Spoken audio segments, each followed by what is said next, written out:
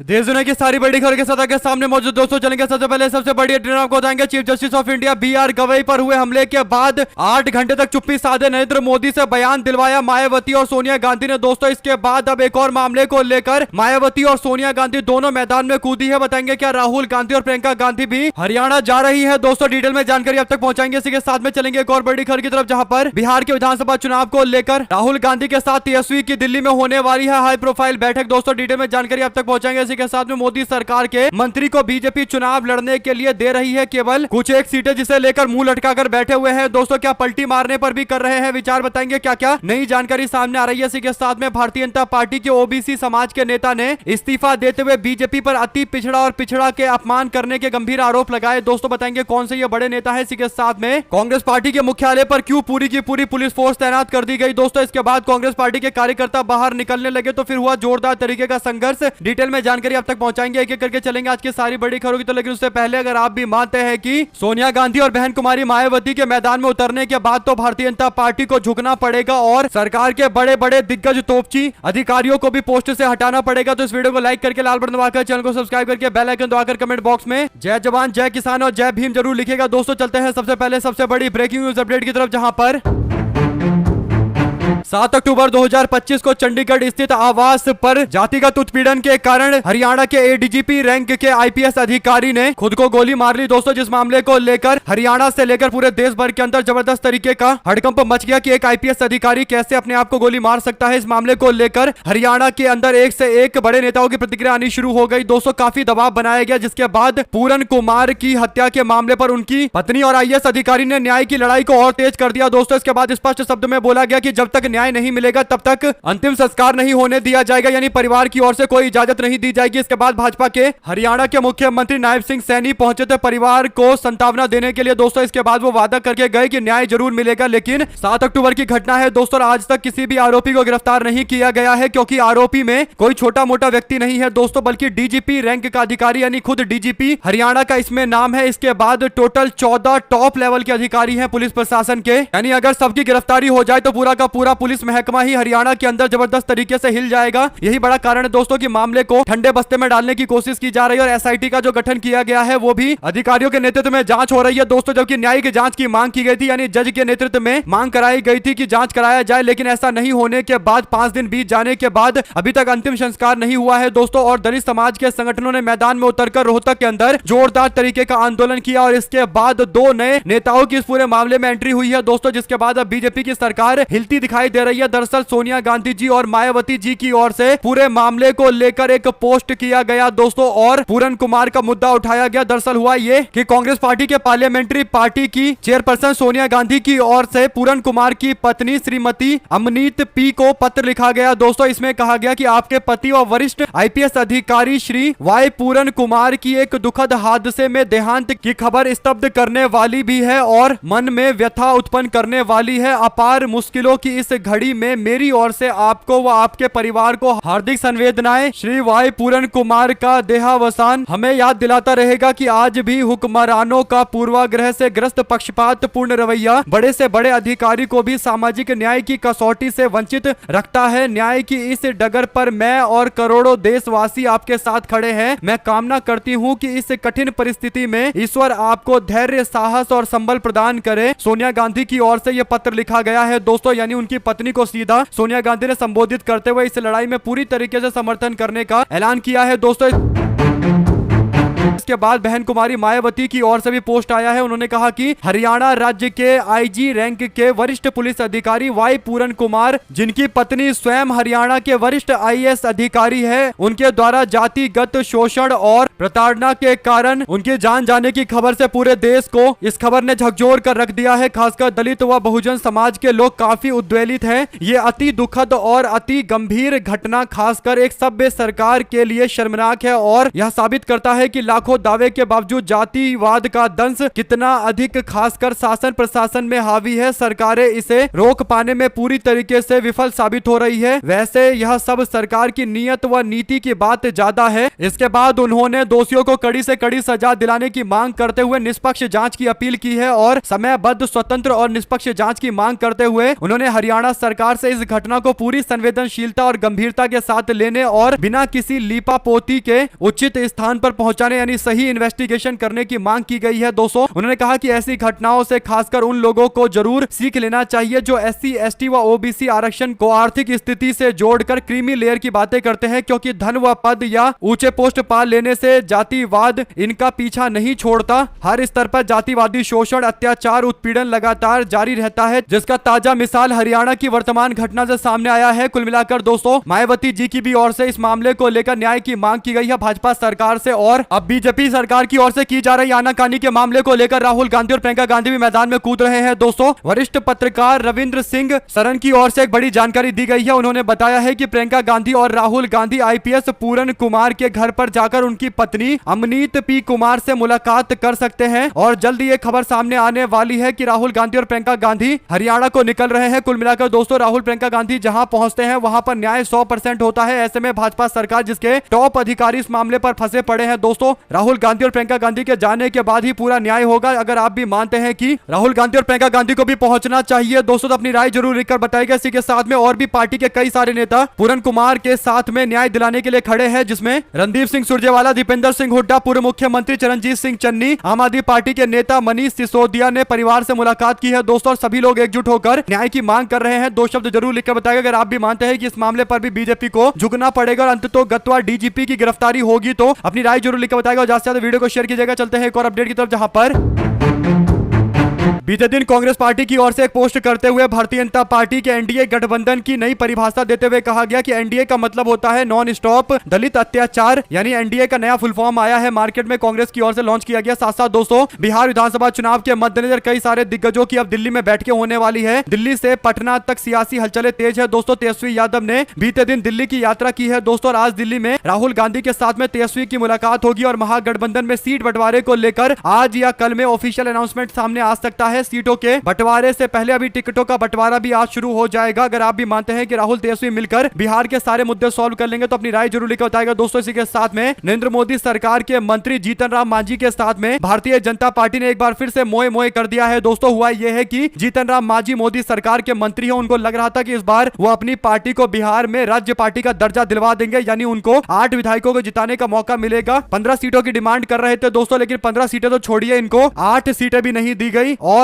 केवल 7 सीटों पर टरकाया जा रहा है, यानी सस्ते में साथ में रखा जा रहा है। साथ साथ दोस्तों भारतीय जनता पार्टी के ओबीसी समाज से आने वाले मिश्रीलाल यादव की ओर से पार्टी को अपना इस्तीफा सौंप दिया गया है। मिश्रीलाल यादव ने कहा है कि भारतीय जनता पार्टी में अब अति पिछड़ा समाज और पिछड़ा समाज के लोगों के साथ अन्याय हो रहा है। बीजेपी के लोग केवल उनका वोट लेते हैं, करते कुछ नहीं है। और इसके बाद उन्होंने अलीनगर दरभंगा की सीट से अपने विधायकी से इस्तीफा देते हुए बीजेपी को छोड़ते हुए यह ऐलान कर दिया है। आपकी क्या राय है दोस्तों, लिखकर जरूर बताएगा। भाजपा का विधायक भी बीजेपी की पोल खोल रहा है। इसके साथ में कांग्रेस पार्टी के उत्तर प्रदेश के प्रदेश कार्यालय के बाहर भारी संख्या में पुलिस फोर्स तैनात कर दी गई दोस्तों। कांग्रेस पार्टी के अध्यक्ष अजय राय रायबरेली के दौरे पर जा रहे थे। रायबरेली में हरिओम के परिवार से मुलाकात करने को लेकर कार्यक्रम लगाया गया था दोस्तों, लेकिन उत्तर प्रदेश कांग्रेस के लोगों को परेशान किया गया। खासकर जो प्रदेश अध्यक्ष है वो कार्यालय से निकल रहे थे दोस्तों, लेकिन उनको पहले ही कार्यालय में रोक दिया गया। और उत्तर प्रदेश में जिस तरीके से बीजेपी की सरकार काम करती है दोस्तों, और लोगों को खासकर विपक्ष के लोगों को पीड़ित परिवार से मुलाकात नहीं करने दिया जाता। कांग्रेस पार्टी के नेता जा रहे थे राहत राशि देने के लिए दोस्तों, यानी परिवार को आर्थिक मदद करने के लिए कांग्रेस पार्टी जा रही थी, उसके नेता जा रहे थे, लेकिन पुलिस वाले भारी संख्या में पहुंच जाते हैं। जैसा कि आप लोग तस्वीरों में भी देख सकते हैं, कांग्रेस के प्रदेश अध्यक्ष के सामने पुलिस वाले आकर कानून बताने की कोशिश कर रहे हैं। साथ में कांग्रेस पार्टी के सारे वकील खड़े हैं दोस्तों, और ऐसे में जमकर बहसा बहसी देखने को मिलती है। रायबरेली में जाने के सारे प्रयासों को रोक दिया गया दोस्तों। ऐसे में अगर आप भी मानते हैं कि कांग्रेस पार्टी के नेताओं को बार बार उत्तर प्रदेश में रोककर बीजेपी वाले अपने आप को एक्सपोज कर रहे हैं दोस्तों, काफी मशक्कत के बाद जब निकलने की कोशिश की गई तो फिर कांग्रेस पार्टी के प्रदेश के अध्यक्ष अजय राय समेत पार्टी के कई सारे नेताओं को हिरासत में ले लिया गया। दोस्तों पुलिस की गाड़ी में बिठाकर ले जाया गया। आप क्या कहना चाहते हैं, अपनी राय जरूर लिखकर बताइएगा। चलते हैं एक और अपडेट की तरफ दोस्तों, जिसमें बिहार के गया जी के वजीरगंज विधानसभा क्षेत्र में जनशक्ति जनता दल के राष्ट्रीय अध्यक्ष तेज प्रताप यादव ने एक जनसभा को संबोधित किया। दोस्तों इस दौरान उन्होंने वजीरगंज से अपना उम्मीदवार घोषित कर दिया और प्रेम कुमार को उतारने का फैसला लिया और प्रधानमंत्री मोदी पर भी निशाना साधा। यादव ने जनता से अपने उम्मीदवार के समर्थन भी मांगा। दोस्तों कुल मिलाकर वो कई सारी सीटों पर अपने उम्मीदवार उतारकर राष्ट्रीय जनता दल के वोटों को डिवाइड करने की कोशिश कर रहे हैं। लेकिन सवाल ये उठता है कि क्या तेज प्रताप यादव अपनी महुआ की सीट के सिवा किसी और सीट पर आरजेडी पर कोई प्रभाव डाल पाएंगे? ये एक बड़ा सवाल है। जो भी आपकी राय है दोस्तों लिखकर जरूर बताएगा। चलते हैं एक और अपडेट की तरफ, जिसमें कांग्रेस पार्टी के बिहार के नेता कन्हैया कुमार बोले, कहा चुनाव आयोग ये क्यों नहीं बता रहा कि कितने लोग आखिरकार वोटर लिस्ट में पकड़े गए हैं। ऐसे जो घुसपैठिए थे यानी एसआईआर को बीजेपी के लोग इस बात पर न्याय संगत बताने की कोशिश कर रहे थे कि एसआईआर करवाकर घुसपैठियों को बाहर निकाल दिया जाएगा। लेकिन जब कोर्ट के अंदर पूछा गया कि बताइए चुनाव आयोग की आपने कितने घुसपैठियों को पकड़ा है, तो चुनाव आयोग के पास कोई आंकड़ा नहीं है। कांग्रेस पार्टी के नेता कन्हैया कुमार इसी और इशारा करते हुए चुनाव आयोग वालों से पूछ रहे कि बताओ वोटर लिस्ट में कितने घुसपैठी पकड़े हैं। जो ये दावा कर रहे थे यानी तर्क दे रहे थे भाजपा वाले, दोस्तों उसी पर बीजेपी वालों को घेरा जा रहा है। इसी के साथ में लोकसभा में विपक्ष के नेता राहुल गांधी ने अफगानिस्तान के विदेश मंत्री आमिर खान मुताकी के भारत में मौजूदगी और प्रेस कॉन्फ्रेंस के दौरान महिला पत्रकारों को बाहर रखे जाने का विरोध किया। दोस्तों राहुल गांधी ने कहा कि भारत में महिलाओं को हर क्षेत्र में समानता का अधिकार है। प्रेस कॉन्फ्रेंस के मुद्दे को लेकर केंद्र की चुप्पी की भी आलोचना की गई है। दोस्तों पूछा गया है कि आखिर प्रेस कॉन्फ्रेंस में महिलाओं की एंट्री नहीं हुई तो इसके पीछे कौन कारण है, क्योंकि सबको पता है कि अफगानिस्तान के विदेश मंत्री को भारत में होस्ट किया जा रहा है। तो सारे सरकारी कार्यक्रम में अगर महिला पत्रकार नजर नहीं आ रही तो जरूर सरकारी आदेश होगा। महिलाओं को सरकारी कार्यक्रम से जानबूझकर दूर रखा गया है। राहुल गांधी के इन सवालों का अभी तक भाजपा वालों ने कोई जवाब नहीं दिया। दोस्तों दो शब्द जरूर लिखकर बताएगा। प्रियंका गांधी ने भी इस मुद्दे को उठाया है। इसी के साथ में चलते हैं एक और अपडेट की तरफ, जहां पर बिहार के विधानसभा चुनाव में क्या हाई प्रोफाइल सीट बनने जा रही है। राघवपुर की सीट जहां से तेजस्वी यादव हर साल चुनाव लड़ते हैं। दोस्तों 2 बार वो जीत चुके हैं, 2015 और 20 में। इस बार राघवपुर की सीट से प्रशांत किशोर ने कहा है कि वो खुद चुनावी मैदान में उतर सकते हैं। जनसुराज पार्टी बनाने के बाद उन्होंने कहा कि वो एक सीट से चुनाव लड़ने पर चर्चा कर रहे हैं। अगर पार्टी उनकी इजाजत देती है तो फिर वो राघवपुर से चुनाव लड़ेंगे, यानी तेजस्वी यादव वर्सेस प्रशांत किशोर का चुनावी मुकाबला बिहार में देखने को मिलेगा। उन्होंने कहा कि आज मैं राघवपुर जा रहा हूं और एक विशेष क्षेत्र है, यहाँ से मुख्यमंत्री उप मुख्यमंत्री रहे हैं और इस क्षेत्र का कितना विकास हुआ है ये लोगों से पूछूंगा। अगर लोगों ने कहा तो फिर मैं मैदान में उतरूंगा। ऐसे में दोस्तों तेजस्वी यादव को लेकर दावा किया जाता है कि तेजस्वी यादव राघवपुर के साथ साथ एक और सीट पर चुनावी मैदान में उतर सकते हैं, यानी 2 सीट से चुनाव लड़ सकते हैं। लेकिन राष्ट्रीय जनता दल ने कहा है कि ऐसा कुछ नहीं है, चाहे यहाँ से कोई भी आकर चुनाव लड़े, राघवपुर से तेजस्वी यादव चुनावी मैदान में उतरेंगे और केवल राघवपुर से चुनाव लड़ेंगे, कहीं और उनको जाने की कोई जरूरत नहीं है। तो इससे लग रहा है कि बिहार के अंदर अब राघवपुर की सीट हाई प्रोफाइल सीट बनने जा रही है। दोस्तों राघवपुर चुनाव को लेकर जो भी अपडेट आएगी आप तक लगातार पहुंचाते रहेंगे। चलते हैं एक और अपडेट की तरफ, जिसमें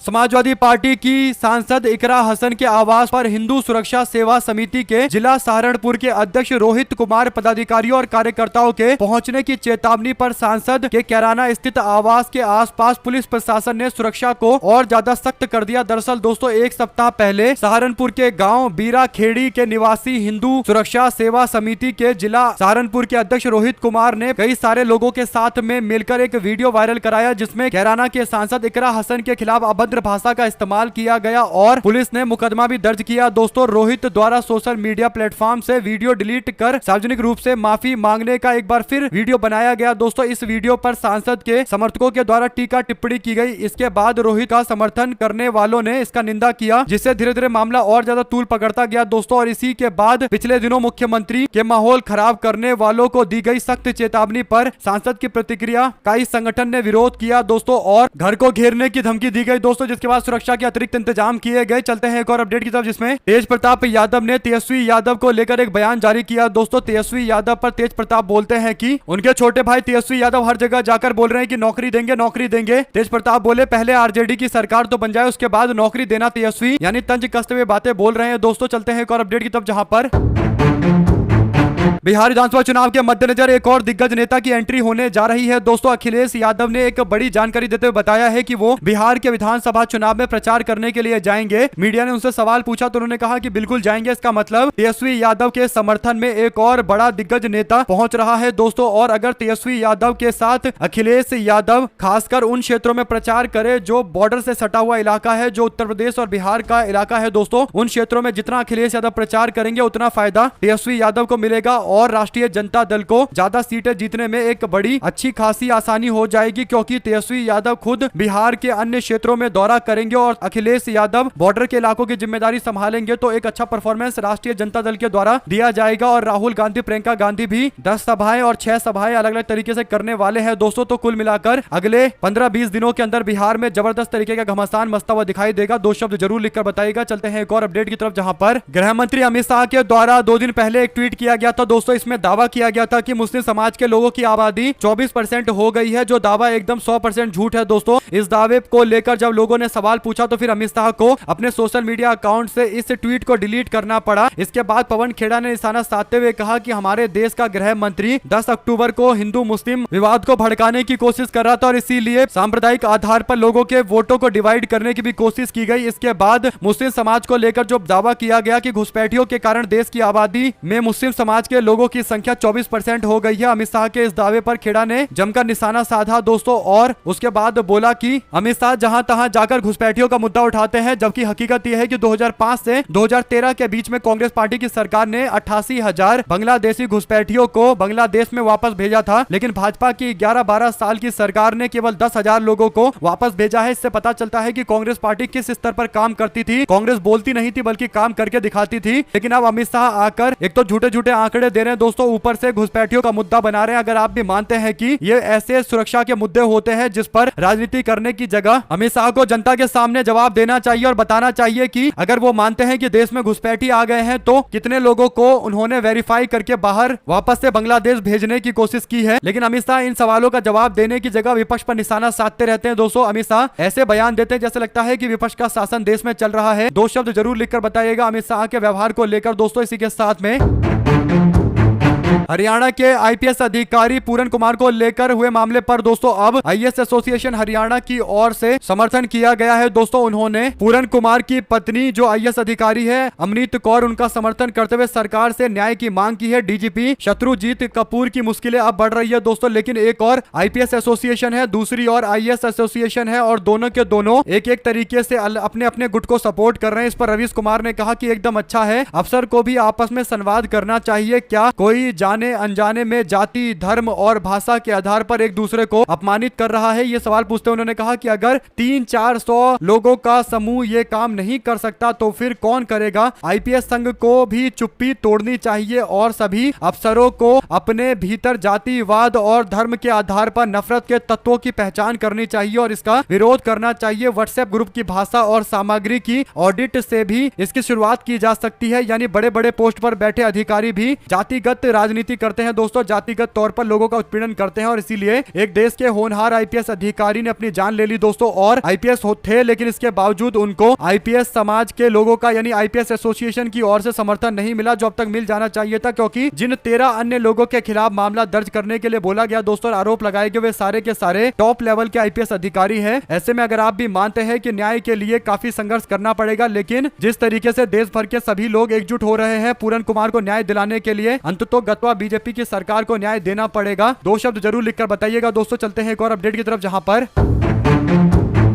बिहार के अंदर 15 अक्टूबर को वैशाली में सबसे मजबूत दावेदार इंजीनियर संजीव सिंह अपना नामांकन दाखिल कर रहे हैं। कांग्रेस के टिकट पर उम्मीदवार बनाए जा सकते हैं दोस्तों। आपको बता दें कि वैशाली विधानसभा से महागठबंधन के लोकप्रिय उम्मीदवार हैं। ऐसे में उन्होंने पोस्टर छपवाना शुरू कर दिया इंजीनियर संजीव सिंह ने दोस्तों, और 15 अक्टूबर को नामांकन दाखिल करेंगे। देखते हैं उनके नामांकन में किस तरीके की भीड़ देखने को मिलती है दोस्तों, क्योंकि एक बात तय है कि अब सारे नेता जानते हैं कि उनको टिकट मिलेगा या नहीं मिलेगा। आभास तो सबको हो चुका है, केवल ऑफिशियल ऑफिशियल तौर पर टिकटों का ऐलान करना बाकी रह गया है। साथ साथ दोस्तों जेपी नड्डा और उपेंद्र कुशवाहा के बीच में 1.5 घंटे दिल्ली में बैठक हुई है। सीट बंटवारे को लेकर उपेंद्र कुशवाहा खपा है। मांझी भी मिलने के लिए पहुंचे थे। पटना में जेडीयू की मीटिंग हुई तो लगातार एनडीए गठबंधन में भी खींचतान जारी है दोस्तों। और सीट बंटवारे को लेकर कुछ भी एक अंतिम फॉर्मूला दिखाई नहीं देता। अलग अलग पार्टियों की ओर से अलग अलग तरीके की दावेदारियां हैं। चिराग पासवान चाहते हैं कि उनको 40 सीटें लड़ने को मिले, लेकिन उनको बमुश्किल 20 सीटें मिल सकती है दोस्तों। 20 सीटों पर भी अगर उनको लड़ने का मौका मिलेगा तो उसमें ज्यादातर सीटें भारतीय जनता पार्टी की कटेगी। तो अब देखना यह रहेगा कि आखिर सीटों के बंटवारे का जो आंकड़ा होगा वो किस तरीके का होता है। क्या